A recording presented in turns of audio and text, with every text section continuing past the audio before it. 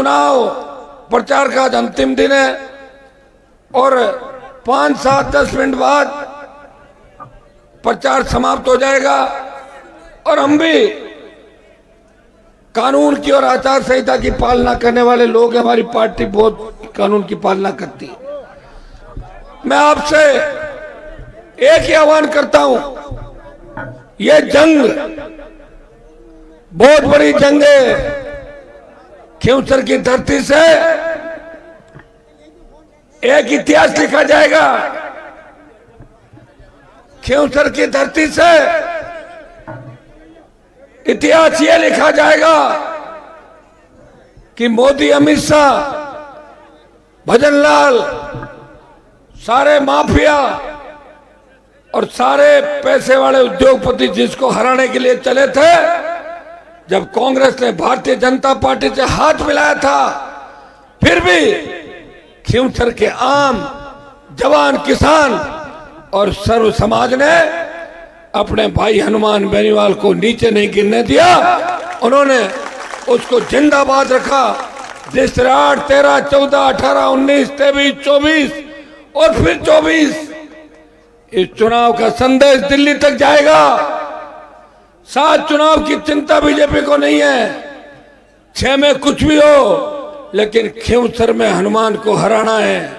और उनके साथ हमारे समाज के वो नेता जिनकी समय समय पे मैंने मदद की, उन्होंने जब भी कर्मकांड किए, जब उलझ रहे थे, मैंने आप लोगों के से मदद की।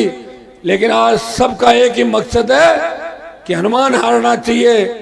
और भाइयों, अगर हनुमान हार गया तो किसान कौम हार जाएगी। हनुमान हार गया तो दलित हार जाएंगे। हनुमान हार गया शोषित हार जाएगा और हनुमान हार गया मुसलमान हार जाएगा। आपके आंसू पोंछने वाला कोई राजस्थान के अंदर नहीं मिलेगा। इसलिए इस बात को गिन के आप गांठ बांध लो।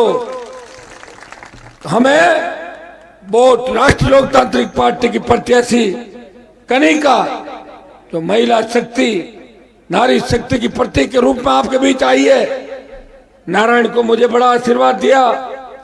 मेरे पिताजी को भी समय समय पर आपने आशीर्वाद देके राजस्थान की विधानसभा के अंदर भेजा और भारतीय जनता पार्टी के पास तो उम्मीदवार भी नहीं मिला। मेरी स्कूल में पढ़ा हुआ जो फेल हो गया, उसको भारतीय जनता पार्टी ने मेरी स्कूल से फेल हुए व्यक्ति को उम्मीदवार बनाया। भगोड़ा मुझे छोड़ के भाग गया और भगोड़े को मिलिट्री क्या सजा देती है और कानून क्या सजा देता है, रामनिवास जी, वो आप अच्छी तरह जानते हो। आपको इस बार ऐसी सजा देनी है वोट की चोट से, जिस तरह की गलत भाषा का प्रयोग कुचेरा के नेताओं के साथ मिलके उनका झूठा खाके वो उनके बल पे कूद रहा है, उसको पता नहीं कि हनुमान बेनीवाल के नाम से तो मोदी और अमित शाह कांपते हैं। तेरी औकात क्या है? ये तो मेरा बड़प्पन देखो कि मेरा बड़प्पन देखो कि मुझे इतनी गालियां दे रहे हैं सारे के सारे, फिर मैं सारी गालियां खा के भी चुप बैठा हूं। चुप होंगे नहीं हूं? बताओ। चुनाव के बाद मुझे कोई गाली दे के देख ले और दोबारा गाली दे दे तो। जब कुचेरा के अंदर पिछली बार बूथ पे इनकी धुनाई हुई थी, तब मैं कुचेरा था, रितपाल जी अपने घर में थे। मेरा मकसद था थाने से उन बच्चों को छुड़ाना और थाने से वापस लेके जाना।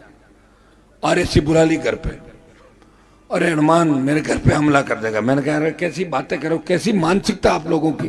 क्या मैं ऐसा व्यक्ति हूं? आपको लगा मैंने कभी किसी को तंग परेशान किया? खींवसर, नागौर और राजस्थान के अंदर मेरी गाड़ियों पे हमला किया, बाड़मेर के अंदर मुझे मारने का प्रयास किया 5 बार राजस्थान के अंदर।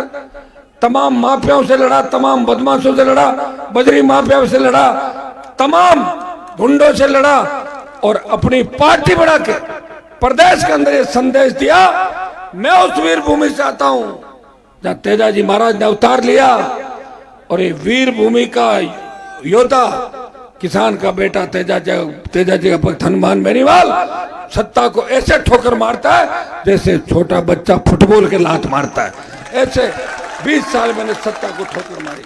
जब देश के अंदर किसानों को आवश्यकता पड़ी, जब देश पुकार रहा था कि कौन किसान का बेटा किसानों के लिए आएगा, उस वक्त नागौर का सांसद सत्ता की परोसी हुई थाली को ठोकर मार के किसान कौम की रखवाली के लिए 70 दिन सड़क पर बैठा रहा और मोदी और अमित शाह से सामना किया।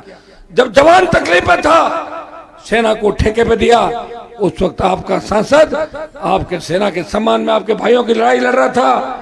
जब पहलवान बेटियों तकलीफ में थी, जब पहलवान बेटियां तकलीफ में थी, उन पहलवान बेटियों को बचाने के लिए नागौर के सांसद ने जंतर मंतर, लोकसभा और सब जगह प्रयास किया और आपको न्याय दिलाया। भाइयों, मैं इतना ही आह्वान आपको करता हूं, कल, आज और कल, परसों पूरी ताकत के साथ गांव में लग जाए।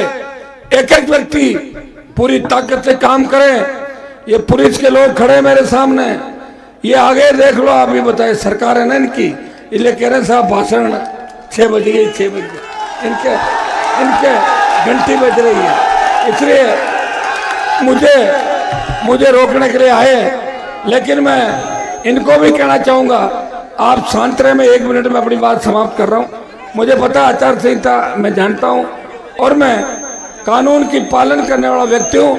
आप सबसे आह्वान करता हूं कि हम कानून के रक्षक हैं, हमें कानून की पालना करनी है।